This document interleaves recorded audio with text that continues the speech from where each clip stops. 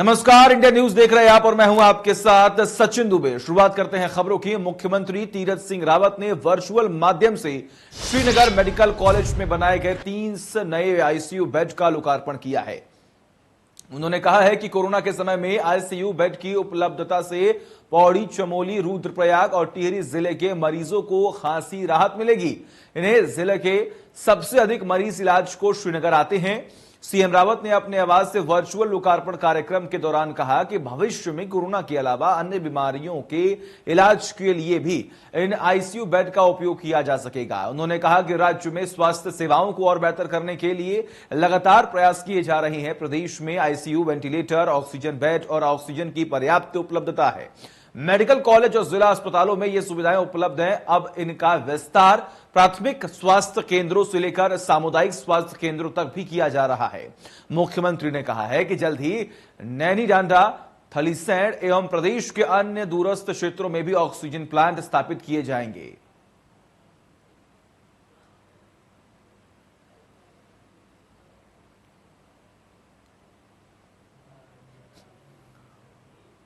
तो सीएम रावत ने किया है आईसीयू बेड का लोकार्पण। वर्चुअली जुड़े होने के बाद उन्होंने इस आईसीयू बेड का इनका लोकार्पण किया और उसके बाद उन्होंने साफ तौर पर यह जिक्र किया है कि जो लगातार हम पुख्ता इंतजाम कर रहे हैं वो कोरोना के अलावा जो और भी आने वाले वक्त में बीमारियां होंगी उनका इस्तेमाल, इन बेड्स का इस्तेमाल उस वक्त में भी किया जा सकता है। और ऐसे ही लगातार कई शहरों में, कई जिलों में लगातार कार्य किए जा रहे हैं। जहां जहां पर थोड़ी बहुत कमी देखी गई थी उन कमियों को पूरा किया जा रहा है। हालांकि सीएम तीरथ सिंह रावत की तरफ से यह भी जिक्र कर दिया गया है कि वैक्सीन की उपलब्धता, बेड्स की कमी अब बिल्कुल भी नहीं है और अब मरीजों का सही तरीके से इलाज हो पा रहा है। सीएम रावत ने किया है आईसीयू बेड का लोकार्पण। श्रीनगर मेडिकल कॉलेज में 30 बेडों का लोकार्पण किया गया है।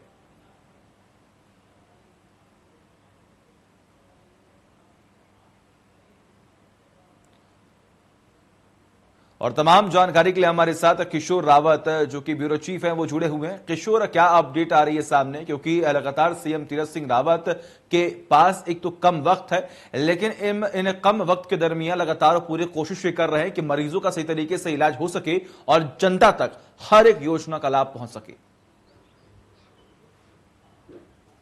बिल्कुल, जिस तरीके से उत्तराखंड में लगातार कोविड के मामले बढ़ रहे थे उसको देखते हुए जरूरत थी कि लगातार जो ऑक्सीजन युक्त बेड है उनको बढ़ाया जा सके, आईसीयू को बढ़ाया जा सके, उसके साथ जो मेडिकल फैसिलिटीज है उनको बढ़ाया जा सके।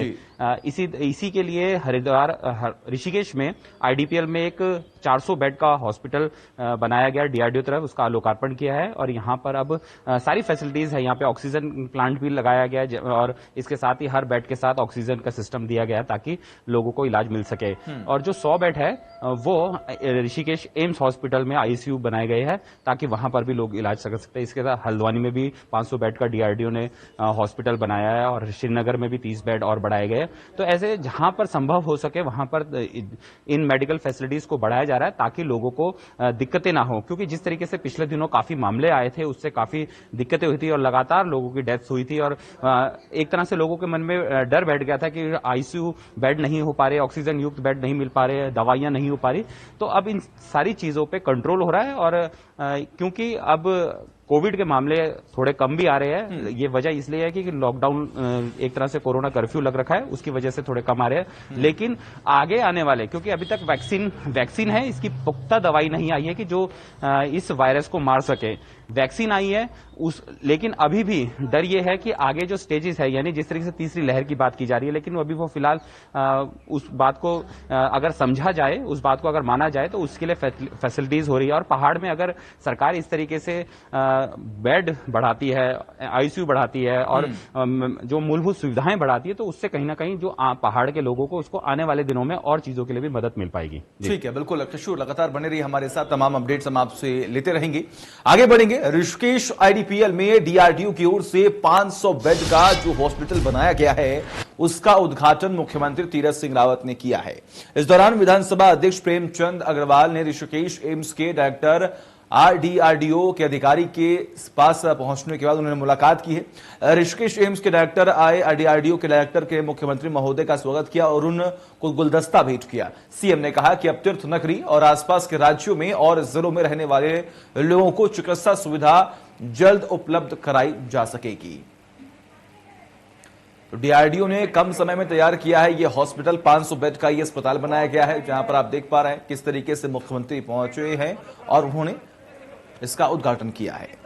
मुझे देखने को मिली, मैं कह सकता हूं कि दिल्ली के अंदर वेदांता के अंदर जिस तरह की सुविधाएं हैं, एयर कंडीशन जैसा यह हॉस्पिटल तैयार है। पूरे जो बेड हैं, ऑक्सीजन बेड हैं, वेंटिलेटर बेड हैं, ICU बेड हैं, ऐसे मैंने सबका निरीक्षण किया है। मुझे लगता है कि अब किसी प्रकार की कोई भी दिक्कतें, कठिनाइयाँ पेशेंट को नहीं होगी। देखिए, जिस प्रकार से कोरोना के महामारी के दौरान लोगों में बड़ी पैनिक थी, मुझे तो एहसास है इस बात का अनेकों लोगों को उस समय जब बहुत ज़्यादा पैनिक फैलने के साथ साथ विषय भी था कि लोगों को हॉस्पिटल, वेंटिलेटर, बेड मिलने की बहुत समस्या थी। ऐसे टाइम पे माननीय प्रधानमंत्री जी ने, माननीय रक्षा मंत्री जी ने एक निर्णय लिया था कि हम एक 500 बेड का हॉस्पिटल इस ऋषिकेश IDPL के अंदर बनाएंगे और आज वो बन के तैयार है, उसका उद्घाटन हो रहा है। और मुझे इस बात की खुशी है कि राइफलमैन जसवंत सिंह रावत जो MPC है, उनके नाम पे इसका नामकरण। और वही IMA ने PM मोदी को लिखा है पत्र। टीकाकरण पर रामदेव ने दी गलत सूचना फैला रही है बाबा रामदेव, ऐसा जिक्र किया गया उस पत्र में। बाबा रामदेव पर की जाए कार्रवाई, देशद्रोह के आरोपों के तहत हो कार्रवाई। ये बड़ी खबर हम आपको बता रहे हैं। IMA की तरफ से पत्र लिखा गया है, 2 लेटर जो है ये लिखा गया है और ये देखिए पत्र जो है वो हम आपको दिखा रहे हैं। ऐसे पत्र में ये बताया गया है कि गलत सूचना जो है वो बाबा रामदेव फैला रही हैं।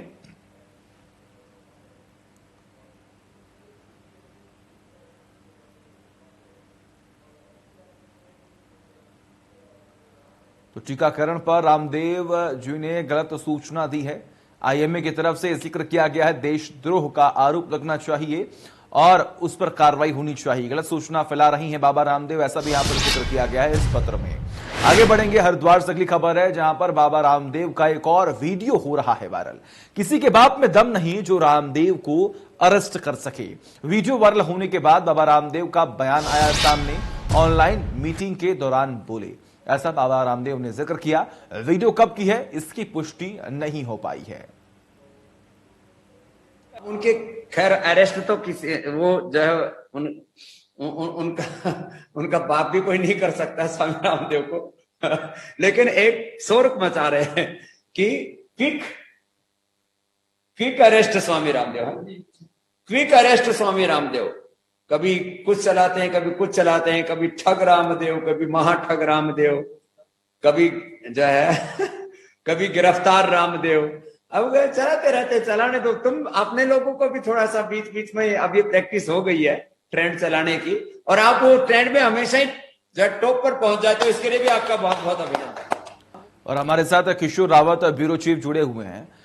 किशोर, क्या कुछ इस वीडियो के बारे में अभी तक जानकारी आ रही है सामने, क्योंकि इस वीडियो की पुष्टि अभी तक नहीं की गई है, ऑफिशियली कोई भी अनाउंसमेंट जो है वो नहीं किया गया है, लेकिन ये बयान कितना आपत्तिजनक है और कितना गलत, कितना सही है? देखिए, वीडियो एक सोशल मीडिया पे वायरल हुआ और इसकी पुख्ता जानकारी नहीं है कि वीडियो कब का है, लेकिन कुछ लोग इसे पहले के बयान से, यानी जो पहले बयान एलोपैथी को लेके रामदेव ने दिया था, उसको क्रिटिसाइज किया था, उसी बयान से जोड़ते हुए दे रहे हैं, क्योंकि उसके बाद सोशल मीडिया या फिर तमाम माध्यमों से रामदेव के खिलाफ एक जो माहौल बन गया था और उसको लेकर उसी बात को लेकर बोल रहे हैं। यानी ये वीडियो आसपास 1-2 दिन या उसके पीछे का ही हो सकता है, लेकिन अब ऐसे में ये वीडियो की सच्चाई तो अभी जांच के बाद ही पता पाएगी कि वीडियो कब का है। लेकिन जिस तरीके से रामदेव ने क्रिस्टलाइज किया है एलोपैथिक को, उसको लेकर सारे एलोपैथिक के जो डॉक्टर है वो काफी नाराज है। इंडियन मेडिकल एसोसिएशन ने तो यहां तक कि उनको नोटिस दिया 1000 करोड़ का और कहा है कि जवाब दे कि रामदेव पर क्यों नहीं कार्रवाई होनी चाहिए। सरकार से भी पूछा है और ऐसे में लगातार जो आईएमए है वो एक सवाल उठा रहा है कि वो इस तरीके से वैक्सीन को लेकर भ्रम फैला रहे हैं और इस वक्त लोगों को जरूरत है कि वो मानसिक तौर पर मजबूत हो और वैक्सीन लगाए, क्योंकि इस तरह की भ्रांतियां जो इस तरह की बातें अगर सामने आती है तो लोगों में मानसिक जो मजबूत है वो नहीं हो पाते और ऐसे में लोग नहीं पहुंच पा रहे हैं। कुछ दिनों पहले खबरें भी आई थी कि वैक्सीन लगाने लोग नहीं पहुंच रहे, गांव में नहीं पहुंच रहे हैं, किसी ने छलांग मार दी पुल से ही।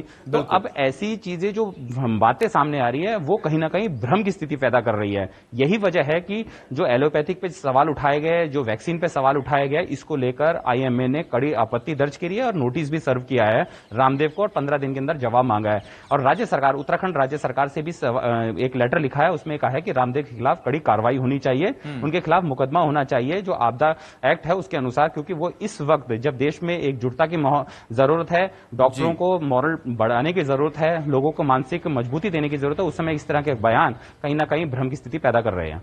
ठीक है, बिल्कुल किशोर लगातार बने रही हमारे साथ, अगली खबर पर आपसे बड़ा अपडेट लेंगे। बढ़ते हैं आगे। बाबा रामदेव को इंडियन मेडिकल एसोसिएशन उत्तराखंड ने 1000 करोड़ का मानहानि नोटिस भेजा है।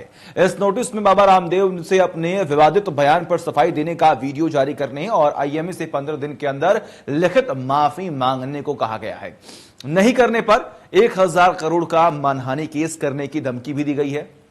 अपने नोटिस में आईएमए ने कहा है कि बाबा रामदेव एलोपैथी का ए तक नहीं जानते, हम उनके सवालों के जवाब देने को तैयार हैं, लेकिन पहले वो अपनी योग्यता तो बताएं। नोटिस में आईएमए ने कहा कि अगर बाबा 15 दिनों के भीतर माफी नहीं मांगेंगे तो उनके खिलाफ 1000 करोड़ रुपए का मानहानि का दावा भी किया जाएगा। देखिए, ये तो हमने तो मेंबर्स का और भी था, जब आपने कमती दिया, इससे ज्यादा था, हमने बोला नहीं कम, इतना ठीक है, ये होना चाहिए। और इसके बाद उन्हें 14 दिन के बाद जवाब नहीं आता है, जो कानूनी पर हमारा जो लॉयर है उस विषय में, इससे आगे मैं कुछ नहीं कहूँगा, क्योंकि हमारे लॉयर के ऊपर सब डिपेंड करता है, जो कानूनी कार्रवाई कर रहा हूँ। तो इसमें मैं इतना ही कहूँगा, आगे का जो रणनीति होगा 14 दिन के बाद ही तय होगा। मतलब जब तक न्याय नहीं मिलेगा हमारा लड़ाई चलेगा, इसका ये लड़ाई चलेगा। ये हमारा आरबीपी से लड़ाई नहीं है, ये लड़ाई है रामदेव जी से। उन्होंने जिस तरीके से बेवक से, एक बयानबाजी नहीं है, उसका दूसरा बयान देखिए, टर टर टर टर करके कैसे बोल रहे हैं। ऐसा कोई तरीका होता है?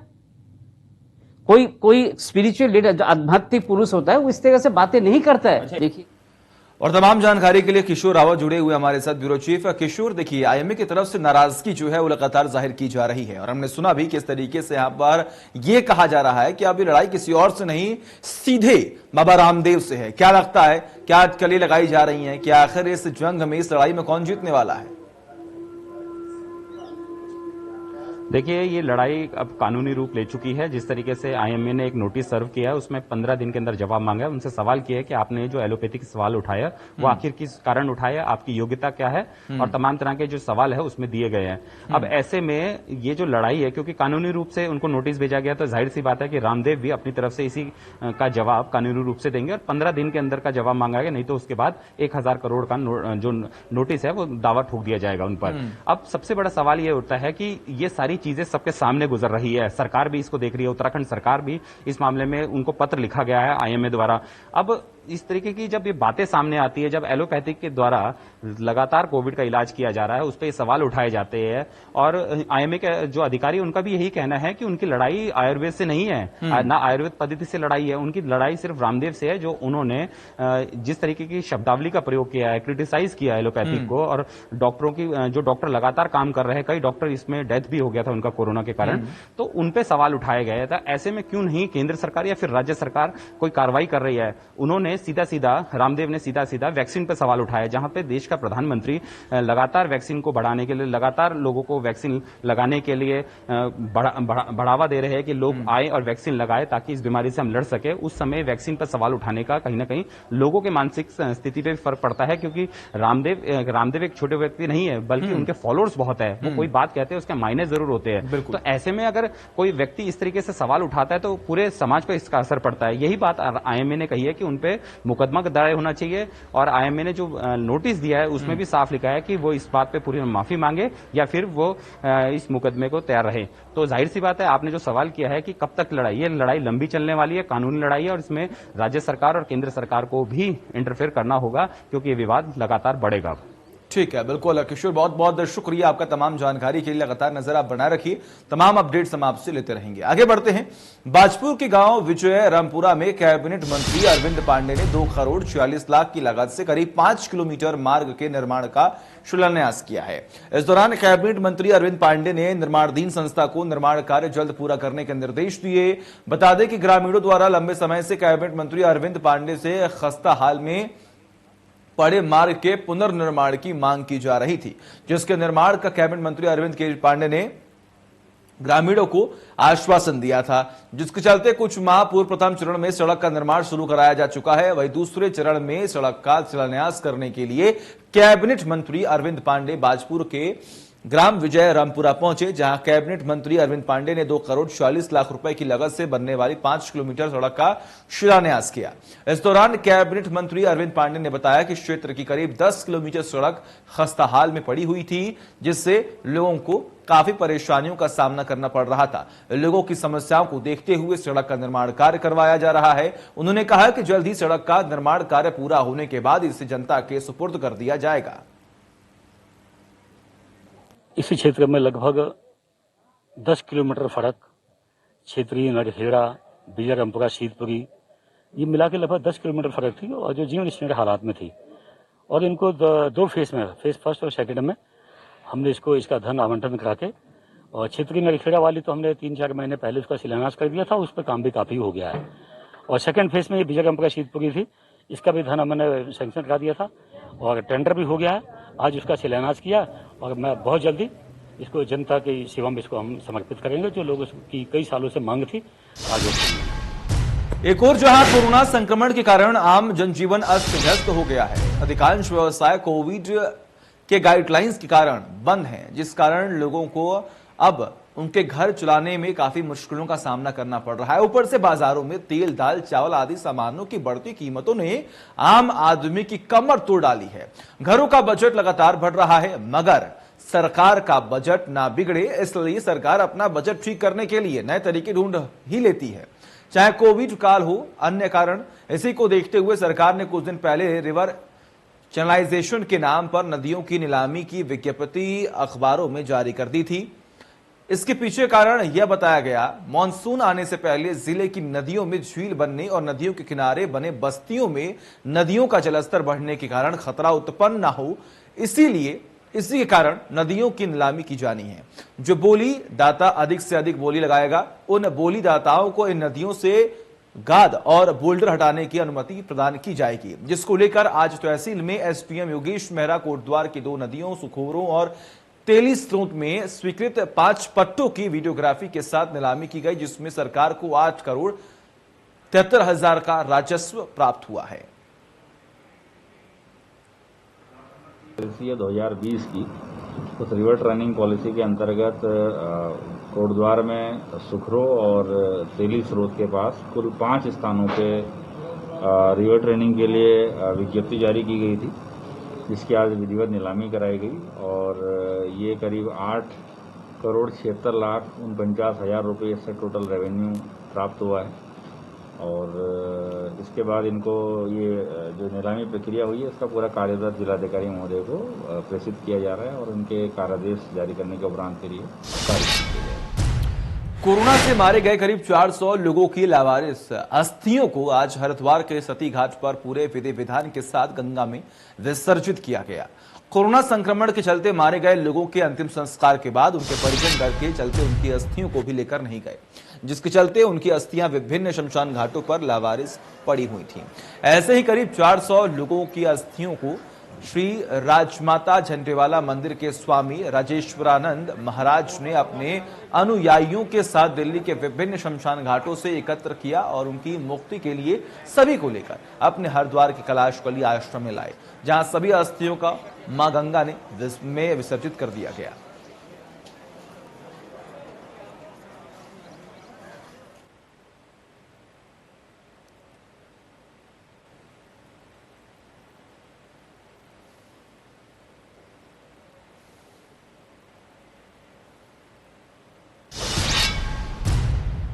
आगे बढ़ेंगे। पुलिस ने स्मैक के साथ पति पत्नी समेत 3 तस्करों को भी गिरफ्तार कर लिया है। पुलिस ने आरोपियों के खिलाफ एनडीपीएस के तहत केस दर्ज कर लिया। एएसपी अक्षय प्रहलाद ने बताया कि पुलिस को सूचना मिली कि गंगे बाबा रोड पर कुछ लोग स्मैक की बिक्री कर रहे हैं। इस पर पुलिस ने एक पुलिसकर्मी को ग्राहक बनाकर उनके पास भेजा। पुलिसकर्मी ने स्मैक का सौदा किया, जिसका पूरा वीडियो बनाया गया। स्मैक मिलने पर पुलिस ने मोहल्ला केला निवासी फरजाना, उसके पति अमीर अहमद तथा मोहल्ला अती खां निवासी शहादत को दबोच लिया। आरोपियों के कब्जे से करीब 56 ग्राम स्मैक बरामद हुई है। बताया गया कि पति पत्नी पहले भी स्मैक के साथ जेल जा चुके हैं। आरोपियों के खिलाफ जिला बदर की कार्रवाई की जाएगी।